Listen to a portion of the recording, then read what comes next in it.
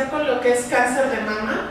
Bueno, el cáncer de mama actualmente es la neoplasia más común a nivel mundial. Se estima que constituye un 23% del total de todas las neoplasias en el mundo. En el 2008 se diagnosticaron aproximadamente 1 millón de casos y su gran mayoría, en un 26%, en países desarrollados, el resto en países en vías de desarrollo. Esto puede ser muy asociado al registro que existe en los países en vías de desarrollo.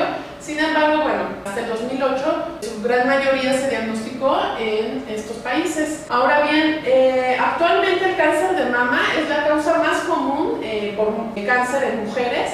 Constituye aproximadamente 400,000 muertes anuales, el 1.6% de las muertes totales por todas las causas en el sexo femenino. En México se ha visto que la mayor incidencia de cáncer de mama está entre los 40 y los 59 años y los principales estados de la República que diagnostica cáncer es en el DF, un 29%, Jalisco alrededor del 10% y Nuevo León más o menos también el 10%. Desde el 2007 ya en México constituye la primera causa de muerte por cáncer en mujeres, incluso arriba del cáncer cervicouterino. Ahora bien, para entender cómo se propaga el cáncer es importante saber algo de anatomía.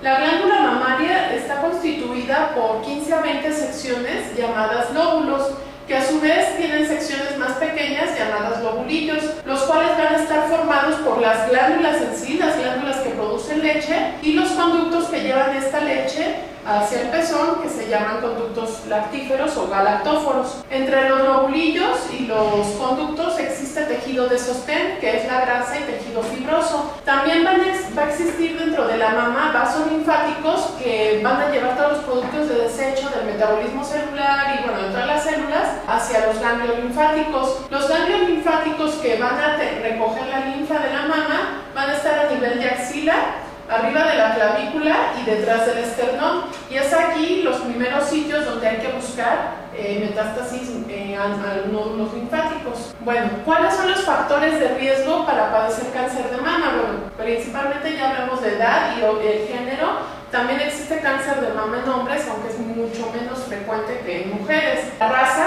se ha visto principalmente en mujeres de raza blanca, las enfermedades o que la paciente haya tenido enfermedades mamarias benignas. Algunos factores hormonales, por ejemplo, un inicio de menstruación a edad temprana o término de la misma ya muy tarde en la vida, y esto se refiere, o el factor hormonal es que hay más tiempo que están actuando los estrógenos a nivel de la mama, y la terapia de reemplazo hormonal después de la menopausia. Los factores reproductivos, que una paciente jamás se haya embarazado o que ya haya tenido su primer bebé a una edad tardía. Factores dietéticos, las dietas ricas en grasa y el consumo de alcohol se ha relacionado a la aparición de cáncer de mama, y algunos estilos de vida, principalmente pues el sedentarismo. Factores genéticos, se han detectado que hasta 5 a 6% del total de casos de cáncer de mama se van a relacionar directamente con estos genes, BRCA1 y 2 y el gen P53. Y la exposición a radiación ionizante. Cuando una paciente tuvo, por ejemplo, cáncer de mama contralateral, tiene 75 veces más riesgo de padecer cáncer en la mama. Y bueno, ¿cómo se define una paciente de alto riesgo? Una paciente que tenga historia familiar o que se sospeche o ya se haya detectado alguna mutación genética, mujeres mayores de 35 años que tengan el antecedente de radioterapia torácica a edad temprana, o que bien ya se haya detectado un carcinoma in situ o localizado previamente, o alguna alteración todavía considerada como benigna, pero de riesgo, por ejemplo, hiperplasia típica, o bien que hayan tenido cáncer de mama en la mama contralateral. Ahora bien, se ha visto que existen factores protectores para el cáncer de mama. El embarazo a término antes de los 20 años disminuye el riesgo de padecer cáncer de mama en un 50%. La actividad física reduce el riesgo de entre 30 y 40%, y la lactancia materna disminuye el riesgo un 4% por cada año que se dé lactancia y 7% por cada nacimiento. Y bueno, en cuanto a la histología o a nivel microscópico, el cáncer de mama va a estar originado en las células de los conductos terminales, y al originarse de un epitelio que cubre una superficie interna, o sea, un conducto, y que proviene de glándulas, son adenocarcinomas. Entonces, es una neoplasia epitelial de tipo adenocarcinoma de los conductos epiteliales. De estos, el 85% constituye el carcinoma ductal infiltrante, que es la gran mayoría de los cánceres de mama y que son lesiones invasoras. El resto lo ocupa el carcinoma lobulillar infiltrante, o sea, no de los conductos, sino de la totalidad del lobulillo. Es importante saber que en el cáncer de mama influyen especialmente o tienen una especial influencia lo que son las hormonas. Todas las células en su superficie tienen unas estructuras llamadas receptores, son como antenas en donde actúan señales que le van a decir a la célula, activarla para que crezca, para que se diferencie o para que prolifere. Entonces, cuando estos mensajeros químicos, que pueden ser hormonas u otras proteínas, se unen a estas antenas, pues van a propiciar cambios en estas células. En el cáncer de mama existen 3 receptores que van a afectar directamente cómo crece y los tipos de cáncer. Los receptores que existen son el receptor de estrógeno, el receptor de progesterona y el receptor que es codificado por el gen HER2/neu. Estos receptores, bueno, dependiendo de la presencia o no, se les da una nomenclatura. Así, cuando las células tienen alguno de estos receptores, se le pone el signo más. Por ejemplo, RE más quiere decir que es receptor de estrógeno positivo o que tiene receptores de estrógenos. Cuando las células no tienen ningún receptor, se les conoce como células basales o triple negativas. Y cuando tienen los 3 receptores se les conoce como triple positivas. Ahora bien, ¿cuál es la función de estos receptores hormonales? En el caso de los receptores de estrógeno, son los responsables de cuando se activan, es decir, cuando llega el estrógeno a esta antenita o a este receptor, va a hacer que la célula prolifere o que se empiece a dividir. Y cuando el receptor de progestágeno es activado por su hormona, es decir, por la progesterona, va a hacer que esta célula se diferencie o su estructura cambie a células de las que forman los conductos galactóforos. En el caso de los cánceres que tienen receptores de estrógenos, o sea que son estrógeno positivos, esto van a originar que estas células crezcan o aumente el crecimiento del tumor.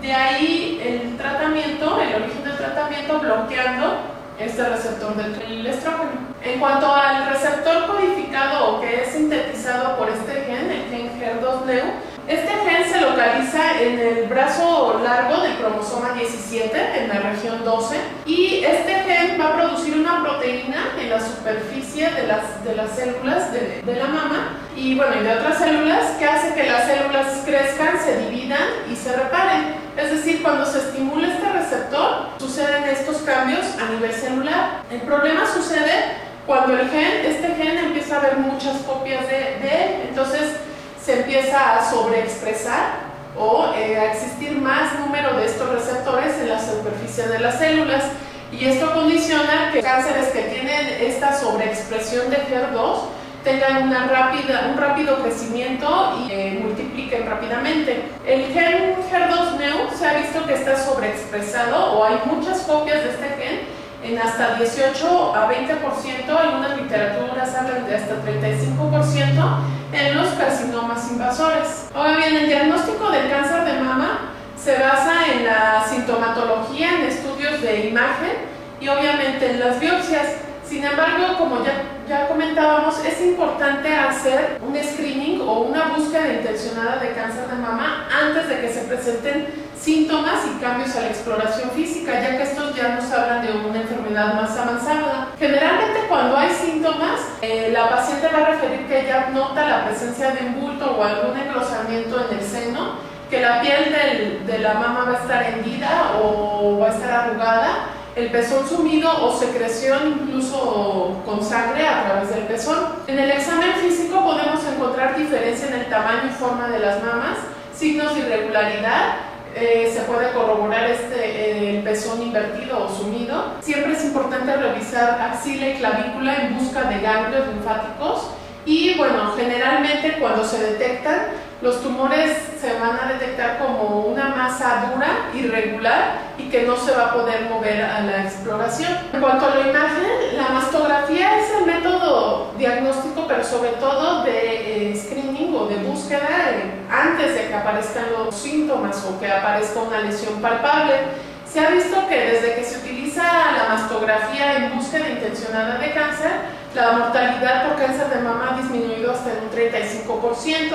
Cuando existe alguna duda acerca de que la lesión que nos reportan en la mastografía es sólida o líquida, nos podemos apoyar en el ultrasonido. La resonancia magnética se utiliza sobre todo en pacientes que tienen implantes, ya que por este método se puede detectar la presencia de lesiones. Y bueno, finalmente la biopsia, si se detecta una lesión por mastografía que sugiera malignidad o que sugiera que es cáncer, es indicativo hacerle una biopsia. La biopsia puede ser una aspiración con aguja fina por punción o quirúrgica, es decir, que la paciente ingresa a quirófano, se toma una muestra de la lesión o toda la lesión y se le hace un análisis durante la cirugía. Ya que se tiene esa biopsia, es importante hacer o determinar si esta célula tiene receptores para hormonas o tiene el receptor de HER2-neu. Y esta determinación de estos receptores se hace principalmente por dos métodos: la inmunohistoquímica y el FISH. Entonces, la inmunohistoquímica se refiere a la detección de estos marcadores o de estos receptores en las células. Y bueno, se basa en el principio de que existen anticuerpos o proteínas que tienen la capacidad de unirse específicamente a estos receptores o a estas antenitas que existen de forma normal en todas las células. Entonces, lo que se hace es que se escoge o se utiliza un anticuerpo o una proteína que se pega directamente al receptor que se está buscando. Cuando se pega este receptor con este anticuerpo, va a producir una reacción de color o de fluorescencia. Entonces, entre más color haya o más fluorescencia, pues más receptores hay. Este es un estudio cuantitativo, es decir, nos dice si hay o no hay receptores y cuántos hay. Y en el caso del FISH, que por sus siglas en inglés se refiere a la hibridación fluorescente in situ, es una técnica citogenética, es decir, se estudia los genes de las células y se basa en que se pueden detectar secuencias específicas de DNA o de genes, las bases químicas o los escaloncitos de ese ADN se pueden detectar, y cuando se les pega esta secuencia que se busca en esta célula, nos va a dar igual una reacción de fluorescencia. Entonces, está positivo esto, quiere decir que sí existe el gen. Por ejemplo, en este caso específico, el gen HER2-neu. Si se encuentra en varias regiones o sobreexpresado, bueno, esto quiere decir que hay mayor riesgo de esta sobreexpresión a nivel de los receptores. En general, la mastografía se recomienda hacerla de forma anual en todas las pacientes, dependiendo de la región y de qué tanto cáncer haya en la paciente, si tiene familiares con cáncer, pues incluso en edades tan tempranas como a partir de los 35 años o incluso posteriormente a partir de los 40 años. Entonces se debe hacer este tamizaje, y si la mastografía se encuentra normal, pues se va a indicar cada año o cada 2 años dependiendo de los factores de riesgo de la paciente. Si la mastografía se encuentra normal, pues vamos a ver cómo se nos reporta estas lesiones o las características de esta lesión que se encuentra en la mastografía. Si las características sugieren un proceso benigno, puede ser que si da molestias o si da alguna otra indicación, puede quitársela o extirparse quirúrgicamente la lesión, o bien solo someterse a seguimiento. Si de entrada nos reporta una mastografía que se sospeche como una lesión maligna, es indicativo tomar biopsia, confirmarlo por microscopio y realizar técnicas de inmunohistoquímica o de FISH, y en base a esto decidir el tratamiento. Para estratificar, es decir, para ver qué tanto el cáncer ha invadido fuera de la mama, nos apoyamos en algunos estudios diagnósticos. Y esto en base a dónde generalmente el cáncer de mama envía metástasis, que generalmente es a hueso, a pulmón, cerebro y en algunos casos a hígado.